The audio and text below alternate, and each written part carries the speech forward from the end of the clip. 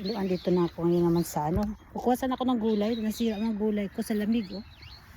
Sira sila. Sira sila. Mga gulay ko sa lamig. Tayo na pwede pa. Sira sila, oh. Pag taglamig, ganito mangyari pala. Kaya kailangan palitan ng bahay.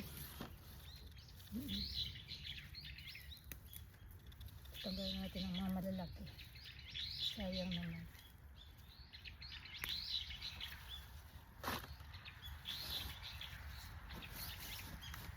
Lamig na kasi. Sira sila.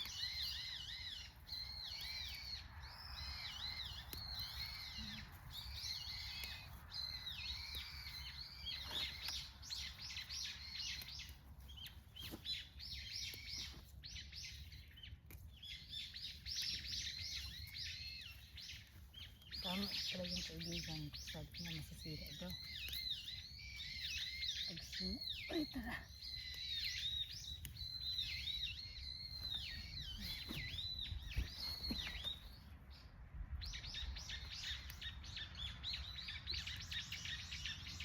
Susunog.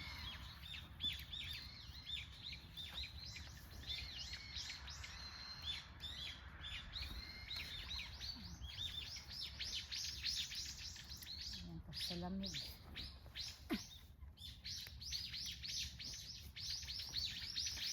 Malamig na kasi.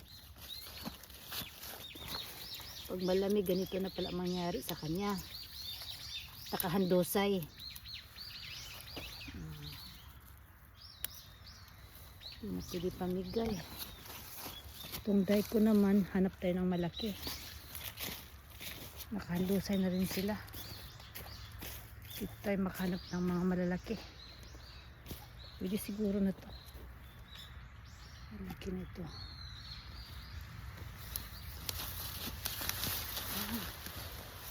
Ito ganito kalaki pala. Dali natin ito.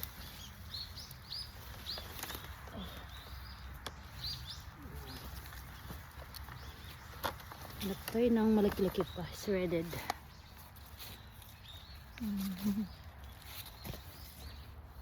Ito siguro. Ito, medyo malaki to. Ayan. Pwede nito. Diba?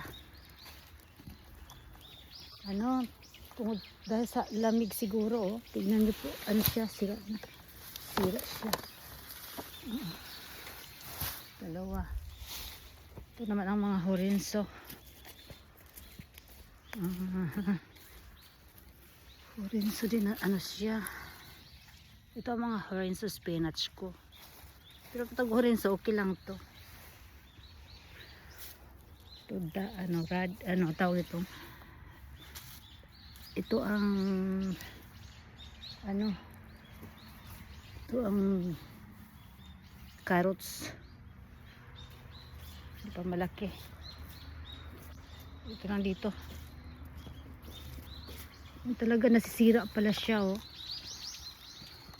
Sira siya. Ito. Pag taglamig, wala na talaga siya. Power pala. Sana mainit dito banda. Para okay pa rin siya. Okay naman din naman siya, ano, makakain pa man. Pero tawag nitong matamlay na. Ito lang, tama na to. Diba? Tama na to. O sige, bye bye for now.